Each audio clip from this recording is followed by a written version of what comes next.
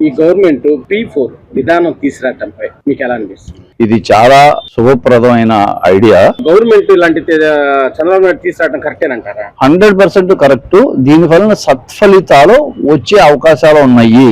ఎందుకంటే కొంత ఫ్యామిలీ వాళ్ళకి ఎవరికైతే ఇబ్బందికరంగా ఉందో, ఆర్థిక పరంగా సమాజ పరంగా ఇబ్బందులు ఉన్నారు, వారికి ఎంతో కొంత సహాయం చేసినట్టుగా ఉంటుంది. అది కూడా గవర్నమెంట్ ద్వారా అనే దృక్పథంలో ఉంది. చంద్రబాబు నాయుడు గారి ఆలోచన రావటం ఎలా అనిపిస్తుంది? చాలా మంచి ఆలోచన. ఇంతవరకు ఇలాంటి ఆలోచనలు ఏ రాష్ట్రంలోనూ, ఏ గవర్నమెంట్ లోనూ, ఏ పార్టీలోనూ ఈ ఐడియాలు రాలేదు. చంద్రబాబు నాయుడు గారికి ఇది ఒక ఆనవాయితీ అయిపోయింది.